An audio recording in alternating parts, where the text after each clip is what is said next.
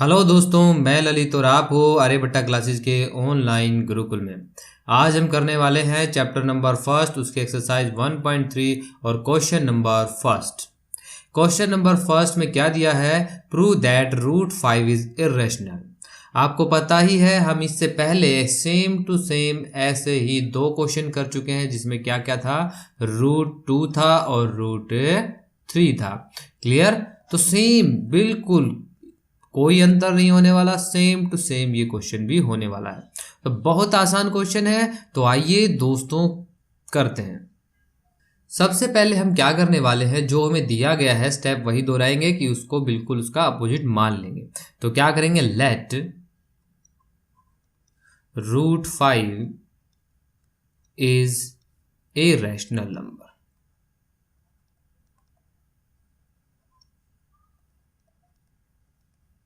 हमने सबसे पहले रूट 5 को क्या मान लिया, रैशनल नंबर मान लिया। और अब हमने क्या किया, दो इंटीजर फाइंड किए। Therefore we can find integers a and b, a and b। तो यहां क्या होगा, b नॉट इक्वल टू 0, क्योंकि पता है हमें b कहाँ लेना है, हमें डिनोमिनेटर में p बाय q, और हम हमेशा लिखते हैं q नॉट इक्वल टू 0। क्यों लिखते हैं? क्योंकि डिनोमिनेटर है वो कभी भी 0 के बराबर नहीं हो सकता। क्लियर? तो यहां से अब हम क्या करेंगे, so that root 5 is equal to a by b। Clear? यहां से हमने ले लिया। अब हम अज्यूम करने वाले हैं क्या, वी अज्यूम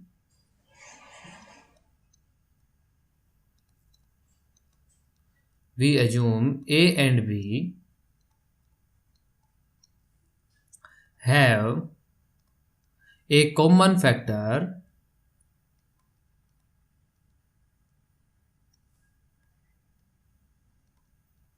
कितना, other than 1।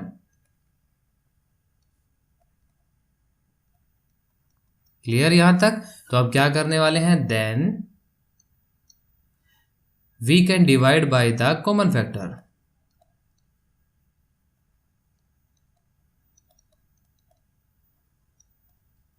Bye the common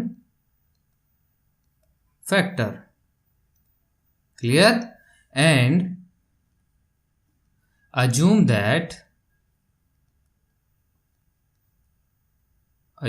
that क्या, a and b are co-prime। b are co-prime। तो हमने क्या पता चला यहां से कि हमें a और b दो क्या ले लिए हैं, को प्राइम ले लिए हैं। को प्राइम क्या होते हैं, बहुत बार बता चुका हूं, जिनमें केवल एक ही कॉमन फैक्टर हो और वो क्या हो, 1 हो। तो आइए आगे करते हैं। तो यहां से क्या करने वाले हैं हम, so root 5 is equal to a by b। यहां से हम क्या करेंगे, b is equal to a divide by root 5। यहां से हम करने वाले हैं स्क्वेयरिंग बोथ साइड। क्लियर? यहां से क्या आ जाएगा, तो हमारे पास b square is equal to a divide by root 5 का होल स्क्वेयर। तो यहां जब हमने इसको ओपन किया तो क्या है हमारे पास, b square is equal to a square divide by 5। तो हमारी जो एक थ्योरम थी, मैंने बताई थी आपको, 1.3 थ्योरम थी, उससे क्या होता है, a स्क्वेयर डिवाइड बाय 5 है तो क्या होगा, a भी डिवाइड होगा 5 से। मतलब a स्क्वेयर को यदि 5 डिवाइड करेगा तो a को भी क्या करेगा, 5 डिवाइड करेगा। तो यहां से हम क्या लिख सकते हैं, therefore a square is divisible by 5, then a is also divisible by 5। Clear यहां तक? क्योंकि वो क्या होगा, उससे भी डिविजिबल होगा। ए स्क्वायर 5 से डिविजिबल है तो ए भी 5 से डिविजिबल होगा। तो यहां से क्या आ जाएगा, a divide by 5 is equal to c, और ये क्या है, फॉर सम इंटीजर c। यहां से a की वैल्यू हमारे पास आ जाती है 5c। हम इसको क्या कर देंगे, इस a की वैल्यू को हम पुट कर देंगे कहाँ, इस इक्वेशन में। इस इक्वेशन में, इस इक्वेशन में हम पुट कर देंगे। तो हमारे पास क्या आ जाएगा इस इक्वेशन में पुट करने से, b square is equal to 5c का स्क्वायर डिवाइड बाय 5। तो यहां से हमारे पास b की जो वैल्यू है वो क्या, b स्क्वायर की जो वैल्यू है वो क्या आ गई, 25c स्क्वायर डिवाइड बाय 5। तो हमने इसको कैंसिल किया तो ये आ गया 5। तो यहां से b square is equal to क्या आ गया हमारे पास, 5c स्क्वायर। हमने यहां से c स्क्वायर की वैल्यू निकाल ली तो हमारे पास आया b का स्क्वायर डिवाइड बाय 5। बस यही बात ध्यान रखने, थ्योरम 1.3 यहाँ क्या कहती है, b स्क्वायर को यदि 5 डिवाइड कर रहा है तो क्या होगा, b को भी 5 डिवाइड करेगा। क्लियर है यहां तक? ठीक है। Therefore b square is divisible by 5, then b is also divisible by 5। Clear यहां तक? तो अब आप समझ गए होंगे। तो दोनों ही चीजें किस थ्योरम से डिपेंड करती हैं, 1.3 थ्योरम पे। a and b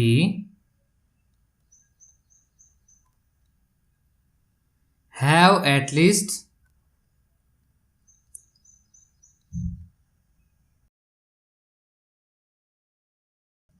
five as a common factor। Clear? तो हमें पता चला कि जो को प्राइम नंबर होते हैं उनके केवल 1 ही कॉमन फैक्टर होता है, लेकिन इसमें क्या क्या कॉमन फैक्टर आ गए, 1 भी आया और 5 भी आ गया। तो इसलिए ये क्या नहीं होंगे, a और b क्या नहीं होंगे, को प्राइम नहीं होंगे। क्लियर? तो अब हम यहां से क्या कह सकते हैं, but this contradicts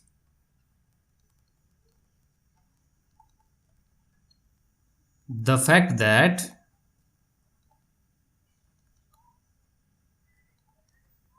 a and b are co-prime। b are co-prime। Clear? तो अब आगे, hence √5 can not be expressed as p by q। It can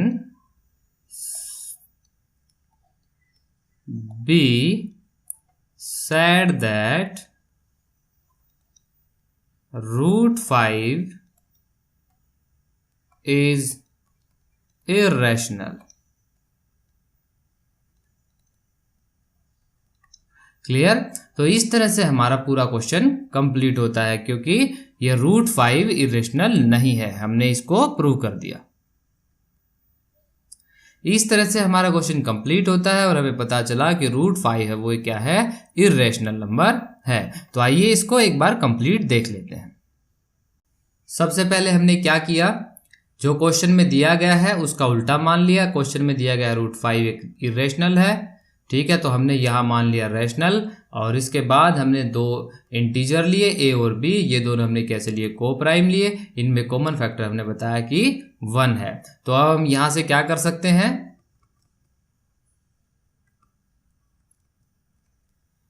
हमने किया √5 इज इक्वल टू a/b और हमने यहाँ से b स्क्वायर की वैल्यू निकाल ली आफ्टर स्क्वेयरिंग बोथ साइड। ठीक है, तो यहाँ से हमारे पास आ गया b square is equal to a square divide by 5, ये हमारी वैल्यू आ गई। हमें यहाँ से पता चला, हमारी थ्योरम है उससे पता चला a स्क्वायर को यदि 5 डिवाइड करता है तो a को भी 5 डिवाइड करेगा। तो हमारे पास क्या आ गया, a/5 is equal to c और c कोई इंटीजर है। इसके बाद हमने क्या किया, इस a इज इक्वल टू हमने 5c आ गया, इसको हमने पुट कर दिया जो हमारे पहले वैल्यू आई थी उसके अंदर। क्या था हमारे पास, b square is equal to a square by 5। इसके अंदर यहाँ हमने पुट कर दिया, कहाँ, यहाँ इस 5c को पुट कर दिया। तो हमारे पास क्या आ गया, हमारे पास यहाँ आ गया c स्क्वायर की हमने वैल्यू निकाल ली और c स्क्वायर हमारे पास आया b स्क्वायर डिवाइड बाय 5। तो हमें पता चला थ्योरम 1.3 से b स्क्वायर यदि डिवाइड होता है 5 से तो b भी डिवाइड होगा 5 से। क्लियर। तो हम कह सकते हैं यहाँ से कि जो a और b है वो को प्राइम नहीं है, लेकिन हमने माने थे, ये इसका बिल्कुल उलट है। ठीक है, और 5 जो √5 है वो भी p/q की फॉर्म में क्या नहीं हो सकता, एक्सप्रेस नहीं हो सकता, इसलिए √5 इज ए इर्रेशनल नंबर। तो इस तरह से हमारा क्वेश्चन यहीं ख़त्म होता है। दोस्तों, यदि आपकी प्रॉब्लम का सॉल्यूशन हुआ हो, आपको मेरा समझाना अच्छा लगता हो, तो प्लीज़ मेरे चैनल और मेरे वीडियोज़ को अपने दोस्तों के साथ शेयर कीजिए। धन्यवाद। जय हिंद, जय भारत।